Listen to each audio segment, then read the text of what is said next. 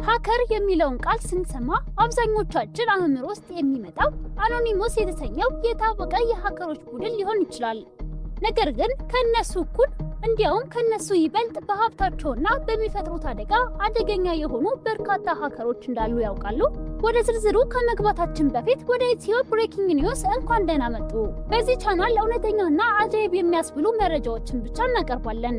በዛሬ ታሪካችን ውስጥ በሀብታቸውና በሚፈጥሩት አደጋ ከፍተኛ ደረጃ ላይ የተቀመጡ 10 የዓለማችን አደገኛ ሃከሮችን ይዘንላችሁ ቀርበናል። ይህ መረጃ ከተመቻችሁ ቪዲዮውን ላይክ ማድረጋችሁን አትርሱ። ለቻናላችን አዲስ ከሆናችሁ ደግሞ ሰብስክራይብ በማድረግ የደውል ምልክቷን ይጫኑ። አሁን ወደ አደገኞቹ ሃከሮች ዝርዝር እንለፍ። በሃኪንግ ማህበረሰብ ውስጥ ዳርክ ዳንቴ በሚለው አስፈሪ ቅጽል ስሙ የሚታወቀው ኬቪን ልዩ ችሎታው የስልክ መስመሮችንና የሬዲዮ ጣቢያዎችን መጥለቅ ነበር። ኬቪን በሬዲዮ ጣቢያዎች የሚዘጋጁ የሽልማት ፕሮግራሞች ላይ ከእሱ ቤት የሚደረጉ ጥሪዎች ብቻ መስመር እንዲያገኙ በማድረግ ሁልጊዜ አሸናፊ ይሆን ነበር። በ1991 ዓ.ም ያደረገው ታዋቂ ሃኪንግ ደግሞ የሎስ አንጀለስ ኪስ ኤፍኤም ሬዲዮ ጣቢያን የስልክ መስመሮች በሙሉ በመቆጣጠር 102ኛው ተደዋይ በመሆን ውድ የፖርሼ መኪናና $20,000 ሽልማት አሸነፈ። በወቅቱ በፌዴራል ፖሊስ ይታሰስ የነበረው ኬቪን በሳይበር ወንጀል ምክንያት ለ51 ወራት በእስር ቤት እንዲቆይ ተፈርዶበታል። ይህም በወቅቱ በሳይበር ወንጀለኞች ላይ ከተሰጡ ረጅም የእስራት ቅጣቶች አንዱ ነበር።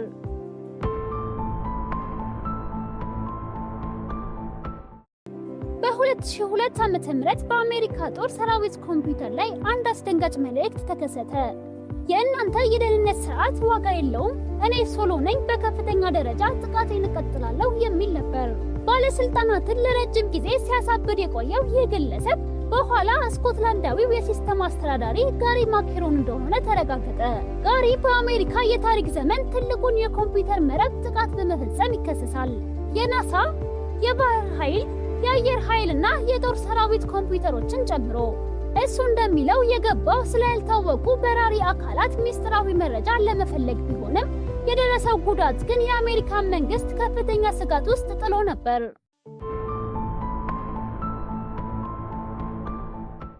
በዝርዝራችን ውስጥ ብቸኛው ጥንድ የሆኑት እነዚህ ሁለት ሃከሮች በ1994 ዓ.ም የመከላከያ ሚኒስቴር አስተማማኝ የተባለውን መረብ ለሳምንታት በመጣስ አሜሪካን አስጨንቀዋታል። ፕራይስ በወቅቱ የ16 ዓመት ታዳጊ ሲሆን በ21 ዓመቱ ፒቫን እየተመራ የአየር ኃይል የጦርነት ማስመሰያ መረጃዎችና በሰሜን ኮሪያ የሚገኘው የአሜሪካ ደህንነቶች የተመሰረጠሩ መልእክቶችን ሰረቁ። ከሁሉም በላይ አደገኛ ያደረጋቸው ግን የኮሪያን የኒውክሌር ተቋም መቆጣጠራቸው ነበር። ይህም በወቅቱ በሰሜንና በደቡብ ኮሪያ መካከል ትልቅ የኒውክሌር ጦርነት ሊቀሰቅስ የሚችል አደገኛ ድርጊት ነበር።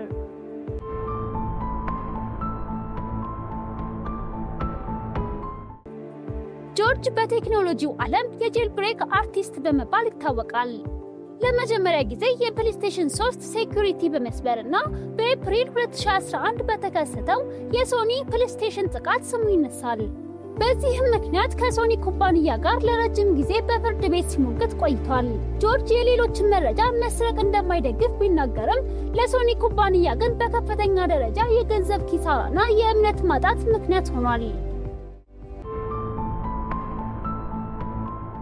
ጆናታን ጄምስ በታሪክ ውስጥ በትንሽ ዕድሜያቸው አደገኛ ከተባሉት ሃከሮች አንዱ ነው። ገና በ16 ዓመቱ የአሜሪካውን የመከላከያ ሚኒስቴርና የናሳ ኮምፒውተሮችን በመጥለቅ የ6 ወር እስራት ተፈርዶበታል። በወቅቱ ከ1.7 ሚሊዮን ዶላር በላይ የሚያወጡ ሚስጥራዊ መረጃዎችን አግኝቶ ነበር።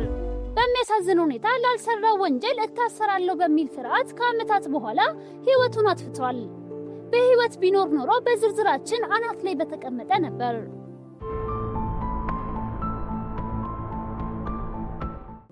ማፊያ ቦይ በሚለው ቅጽል ስሙ የሚታወቀው ማይክል በ2000 ዓ.ም ባካሄደው የሳይበር ጥቃት የዓለማችን ግዙፍ ድረገጽ የሆኑትን ያሁ፣ ኢቤይ እና አማዞንን ለአገልግሎት ክፍት እንዳይሆኑ አድርጓል። ጠበቃው እንደተናገረ ከሆነ ማይክል ሙሉ አቅሙን ቢጠቀም ኖሮ የከፋ ውድመት ያመጣ ነበር። በጥቃቱ ምክንያት በእነዚህ ኩባንያዎች ላይ ከፍተኛ የገንዘብና የደህንነት እምነት ኪሳራ ደርሷል።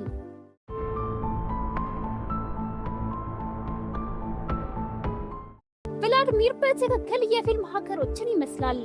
በ1994 ዓ.ም በራሱ ላፕቶፕ ተጠቅሞ ከሲቲ ባንክ ደንበኞች አካውንት ከ10 ሚሊዮን ዶላር በላይ ወደ ራሱ አካውንት አዘዋውሯል። በኋላ ላይ በቁጥጥር ስር የዋለ ሲሆን ከተሰረቀው ገንዘብ ውስጥ 400,000 ዶላር ያህሉ ብቻ አልተገኘም። ሳይያዝ ቢቀር ኖሮ ምን ያህል ገንዘብ ሊዘርፍ እንደሚችል መገመት አይከብድም።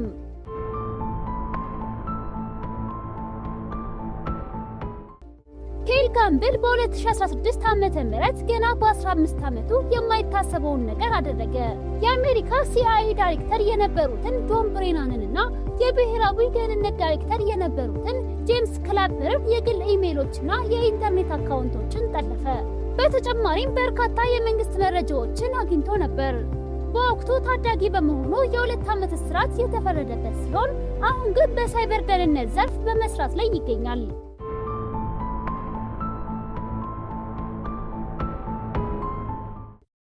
አልበርት ጎንዛሌስ በ12 ዓመቱ የገዛውን ኮምፒውተር በመጠቀም በ14 ዓመቱ ናሳን የጠለፈ ድንቅ ሃከር ነው። በ28 ዓመቱ የክሬዲት ካርድ መረጃዎችን በመስረቅ እጅግ በጣም ሀብታም ሆነ።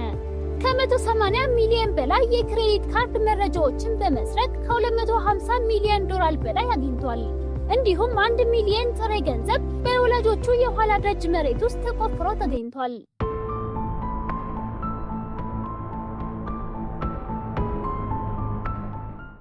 በታሪክ ውስጥ ከነበሩት ሀብታምና አደገኛ ሃከሮች አንዱ ነው። ኬቪን ሚትኒክ በታሪክ ውስጥ እጅግ በጣም ታዋቂውና አደገኛው ሃከር የፈጸማቸው የሳይበር ወንጀሎች ብዛት ለ2 ዓመታት ያህል በፖሊስ እንዲታደስ አድርጎታል። እሱን ለመያዝ የተደረገው ፍለጋና የታሰረበት ሁኔታ በሃከሮች ማህበረሰብ ዘንድ ትልቅ ተቃውሞ አስነስቶ ነበር። ኬቪን በስልክ ጥሪ ብቻ የኒውክሌር ጦርነት ማስነሳት ይችላል ተብሎ እስከ መፈራት የደረሰ አደገኛ ሰው ነበር። በኋላ ላይ ግን ድርጊቱን በመተው የሳይበር ደህንነት አማካሪ ሆኖ ሰርቷል። የኢትዮ ብሬኪንግ ኒውስ የዛሬ ቪዲዮአችን ይህንን ይመስል ነበር። ከነዚህ ሃከሮች የትኛው ይበልጥ አስገረማችሁ? አስተያየታችሁን በኮመንት ላይ አስቀምጡልን። ቪዲዮን ከወደዳችሁት ላይክ እና ሼር ማድረጋችሁን አትርሱ። አዳዲስ መረጃዎችና ቪዲዮዎች ሲለቀቁ ወዲያውኑ እንዲደርሷችሁ ሰብስክራይብ አድርገው የደውል ምልክቷን ይጫኑ። ስለተከታተላችሁን እናመሰግናለን። ደህና ሁኑ።